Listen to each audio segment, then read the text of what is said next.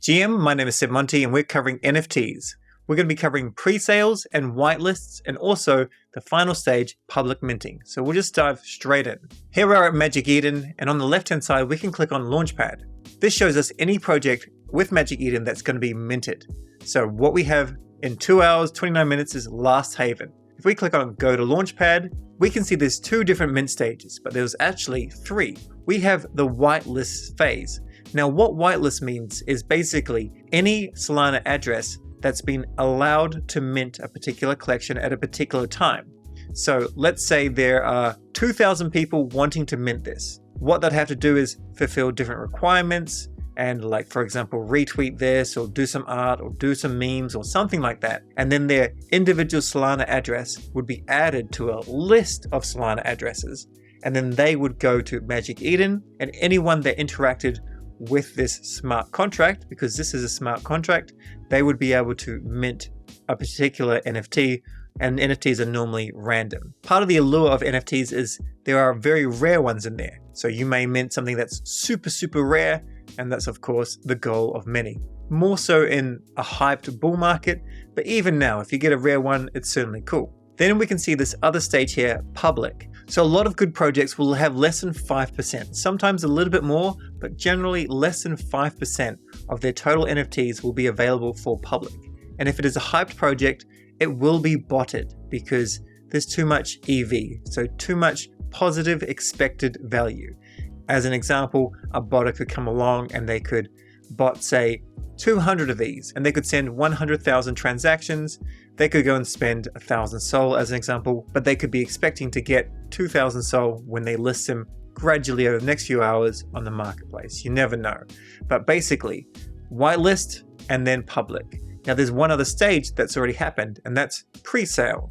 You can see the total minted is 69%, 5,400 of them. So these went out as pre-sales.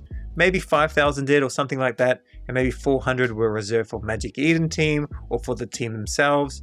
I'm not really sure. Personally, I would like to see a lower amount for the team or held for treasury, like quite a small amount, and I'm quite okay when there are none held for treasury and instead treasury has to buy them from the open market.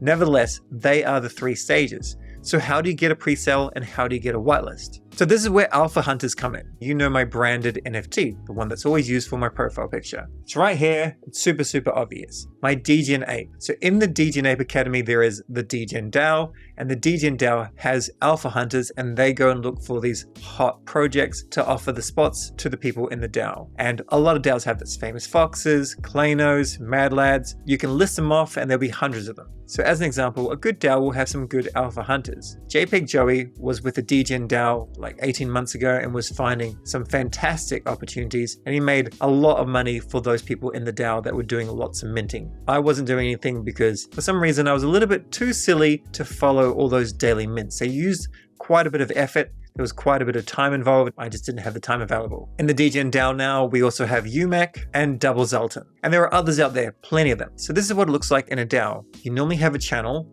and they basically say, is anyone interested in this? Or there's a raffle going on.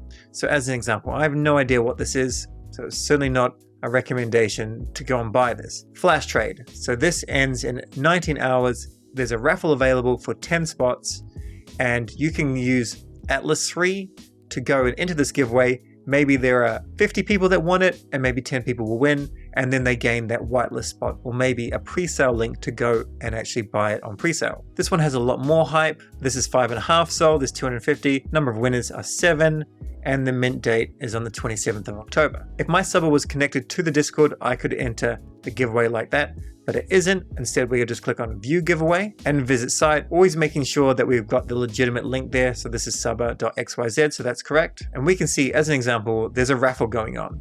There's 7 spots and there's 45 entries. So there's clearly a little bit of demand for that. Here's an example of what a pre-sale link would look like. Now this is not going to work.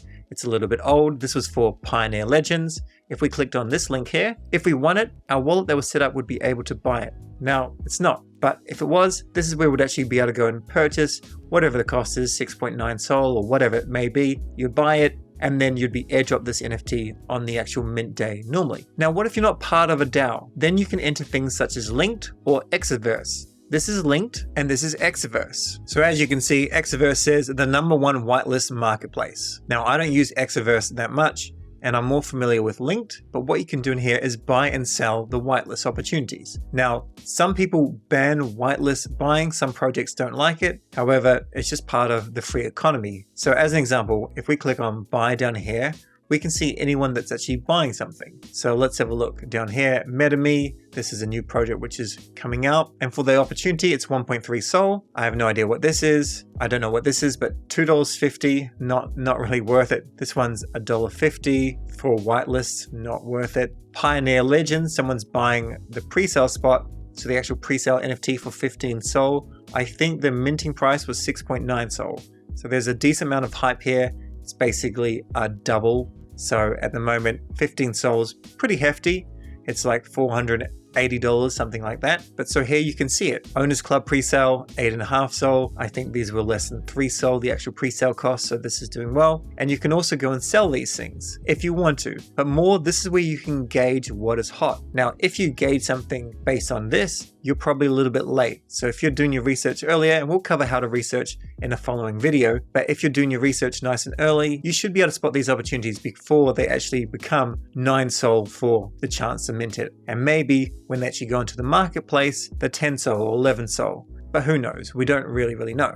Now there's another way that you can find hyped mints, and that is just by following big, good accounts that are trying to steer you in the right direction. There are a lot of people out there that are just shilling, and shilling is just kind of pushing an agenda, advertising, and they're doing it with no kind of credibility or actual desire to improve the space. So Solana Sensei, he just has some potential mints. If you see a list like this, you might want to do a little bit of research and buy a pre-sale spot, or try and get whitelist. To try and get whitelist or pre-sale, the best place to go is directly to their Discord. If they don't have a Discord, just tag them or ask them questions on Twitter. If they don't reply, then you just skip them, go on to the next one to see what you're after. If we go back to Magic Eden and go to the launches, we can see what else is coming up to see if there's anything that we think may be hyped. So a lot of these are just open edition cheap mints of just people trying to sell great artwork. So a lot of these, although they're completely NFTs, they have nothing to do with communities or anything like that. There's no game or anything like that. It's just art that you would admire. Anything that's free can certainly moon a little bit, but then it can go down pretty quickly. I would say, having a look here, this one's minting, of course, very shortly. Collector Crypt, this is going to be pretty good, although most whitelist spots would have probably been allocated. And going through further down, I can't see anything that's really interesting. However, you might sometimes see something down here and it may look good, and you may still be able to get a pre-sale or a whitelist spot. So I've covered pretty thoroughly pre-sales and whitelist spots. In our next video, we're going to cover how to actually do research on an upcoming NFT project. So stay curious, and we'll catch you in that video.